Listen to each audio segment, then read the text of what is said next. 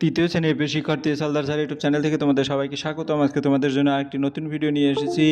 প্রশ্ন সেট 6 রায় ও মার্টিন প্রশ্ন বিচিত্রার সেরা প্রস্তুতি হিসেবে আজকে দেখাবো প্রথম পর্যায়ক্রমিক মূল্যায়নের বাংলা মডেল প্রশ্ন 20 মার্কের একটি স্কুলের প্রশ্ন। আমি বিশ্লেষণ সহ সম্পূর্ণ সমাধান দেখাবো তোমাদের এই ভিডিওতে। কাজে তোমরা যারা এখন আমার চ্যানেলটিকে সাবস্ক্রাইব করোনি তারা এখনই চ্যানেলটিকে সাবস্ক্রাইব করে বেল আইকনটি প্রেস করে দাও এরকম আর অনেক ভিডিও পাওয়ার জন্য। এখানে দেখতে পাচ্ছ এক এক করে টোটাল প্রশ্ন আছে 9টি। আমি সমস্ত প্রশ্নের উত্তরে বিশ্লেষণ করে দেখাবো। যেমন শূন্যস্থান পূরণ করো, ড্যাশ ভালো লাগে, নানা ছবি ড্যাশ, খাতার ড্যাশ চাই, ড্যাশ রাখতে। তাহলে এখন উত্তর যদি আমি দেই তাহলে দেখতে পাবো যে দেখা গেছে ড্যাশ ভালো লাগে, নানা ছবি খাতার।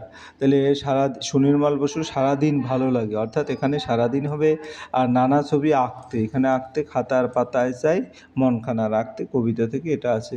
এই কবিতাটা আমি দেখিয়ে দিলাম, সারাদিন ভালো লাগে, নানা ছবি আঁকতে, খাতার পাতায় চাই, মনখানা রাখতে। এরপরে আমরা চলে যাবো 2 নম্বরে, চাষির ছেলে চালাক, সরল না লোভী ছিল। আসলে চাষির ছেলে কী ছিল, আমরা উত্তরে যদি দেখি লোভী ছিল, গল্পে ছেলেটি লোভী ছিল।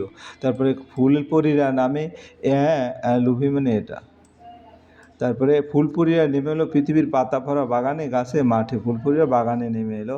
শিশুটির সব ভাবনাই হিসেবে বেহিসেবি, এখানে বেহিসেবি ছিল। হ্যাঁ, তারপরে গুলতি, গুলতি হচ্ছে তোমার কী বলে, শোয়ার সময় শিকারির সঙ্গে থাকতো গুলতি, ঠিক আছে।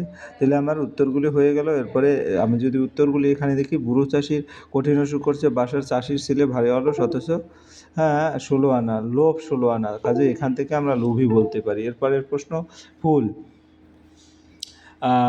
আমার প্রশ্নটা কী ছিল যেন, দেখা গেছে বাগানে, ফুলপুরিয়া বাগানে নেমে এলো।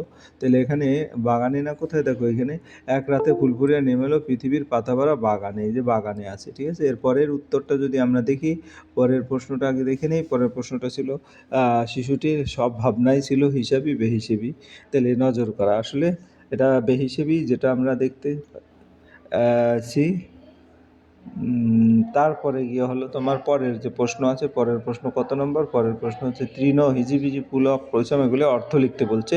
তৃণ অর্থ হচ্ছে ঘাস, হিজিবিজি হচ্ছে এলোমেলো আঁকা, বুকি, পুলক হচ্ছে আনন্দর, শিহরণ, পরিশ্রম হচ্ছে কষ্ট করে কাজ করা, 16 আনা হচ্ছে পুরোপুরি বা সম্পূর্ণ, লোটা হচ্ছে পানির পাত্র, নৃত্য দোদুল হচ্ছে নাচতে নাচতে দুলতে থাকা, এবং প্রতিজ্ঞা হচ্ছে শপথ বা অঙ্গীকার। এরপর পরের প্রশ্ন হচ্ছে কি, বিপরীত শব্দ লেখো, লজ্জা, উচিত, গা এবং রাত, এখানে ঘন। তো বিপরীত শব্দ, লজ্জা হচ্ছে নির্লজ্জতা, উচিত অনুচিত, গা সহ রাত, দিন এবং ঘন পাতলা। এরপরের ছবি, বাক্য গঠন করতে বলছে ছবি দিয়ে, আমি সুন্দর ছবি আঁকি, আর দেওয়াল হচ্ছে দেওয়ালে একটি ছবি টাঙানো আছে। এরপর পরের প্রশ্ন হচ্ছে, আমরা যদি প্রশ্নটা একটু দেখে নেই ভালো করে, তাহলে দেখতে পাবো বর্ণগুলোকে জুড়ে শব্দ তৈরি করো। এখানে প্রথম হচ্ছে শিক্ষা, তারপরে হচ্ছে তোমার ব্যাগ, এই দুটো। এরপরের উত্তর যদি আমরা দেখি, পরের উত্তর বর্ণ বিশ্লেষণ করো, বুদ্ধিমতী ঈশ্বরচন্দ্র। তো এখানে বুদ্ধিমতী ব রস্যুদ, অর্থাৎ বুদ্ধিমতী ঈশ্বরচন্দ্র, ই স ব র চ ন দ র। এরপরের প্রশ্ন আমরা চলে যাবো পরের শব্দযুগল অর্থপার্থক্য দেখো, জীব জীব এবং মন মন।